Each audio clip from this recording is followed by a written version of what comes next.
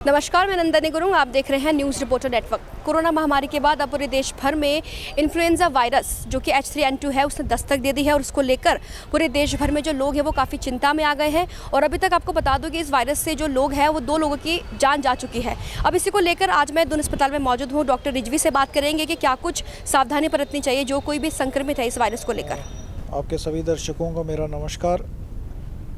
जहाँ तक influenza H3N2 virus की बात है, पिछले कुछ महीनों में इस वायरस का प्रकोप बढ़ा है। ये कोई हम लोगों के लिए बहुत बड़ी चिंता का विषय इसलिए नहीं है क्योंकि हर साल लगभग इसी मौसम में इन्फ्लुएंज़ा वायरस के ये सबटाइप्स, ये वेरिएंट जो है ये उभर के आता है और इसमें जो नंबर ऑफ़ केसेस हैं वो थोड़े से असाधारण रूप से बढ़ जाते हैं। और जैसे ही मौसम बदलता है, ग्रीष्म ऋतु आती है, गर्मी बढ़ती है, तो ये अपने आप कम हो जाता है। लगभग हर साल ही ऐसा होता था, लेकिन पिछले 2 सालों में जब से जनता ने कोविड का प्रकोप झेला है तो उसके बाद लोगों में सावधानी और आशंकाएं और चिंता ये सब की सब एक साथ जुड़ गई हैं।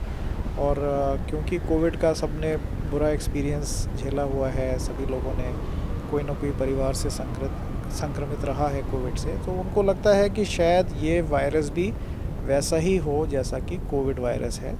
बल्कि मैं अपने दर्शकों की जो भी आशंका है उसको क्लियर करना चाहूँगा कि इन्फ्लुएंज़ा H3N2 वायरस भले ही उसका ट्रांसमिशन वैसा ही होता हो जैसा कोविड का, लेकिन इसका जो मॉर्टेलिटी रेशो है या जो इसमें बहुत ज़्यादा जिसे कहते हैं कि मॉर्बिडिटी या जिसको कहते हैं कि बहुत ज़्यादा रोग करने की क्षमता है, वो कोविड की अपेक्षा बहुत ज़्यादा कम है।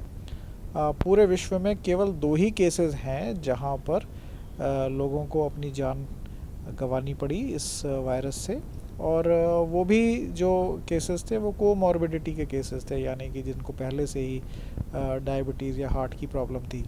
तो ये कहना भी मुश्किल है कि इसी कारण से ही उन लोगों को ये प्रॉब्लम हुई। तो कुल मिला के मैं यही कहूँगा कि जनता को बिल्कुल परेशान होने की आवश्यकता नहीं है। सर, अभी तक उत्तराखंड में कोई संक्रमित हो इस वायरस को लेकर?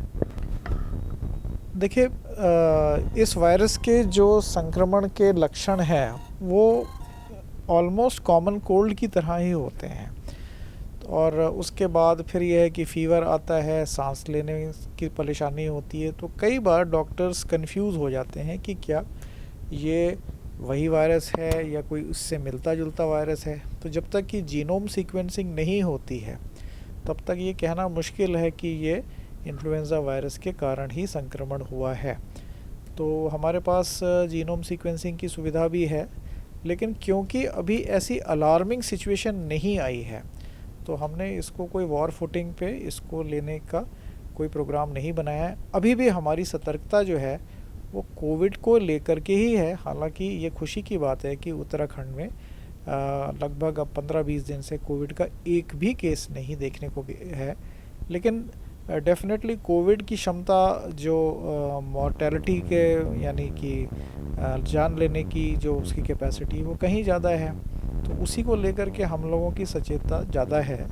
लेकिन साथ ही साथ इन्फ्लुएंज़ा वायरस के भी केसेस हैं। मैं इस बात से इनकार नहीं कर सकता कि देहरादून में इसके केसेस आए होंगे और बढ़ रहे हैं, लेकिन मेरा पूरा विश्वास है कि अगले 2 से 3 हफ्ते में जैसे जैसे गर्मी बढ़ेगी वैसे वैसे ये केसेस कम हो जाएंगे। अच्छी बात ये है कि इसका जो रोकथाम है वो बिल्कुल वैसे ही है जैसे कोविड की रोकथाम, जैसे कि मास्क पहनना, हाथों को धोना, स्वच्छ कपड़े या स्वच्छ वातावरण में रहना, भीड़ भाड़ के इलाके से बचना।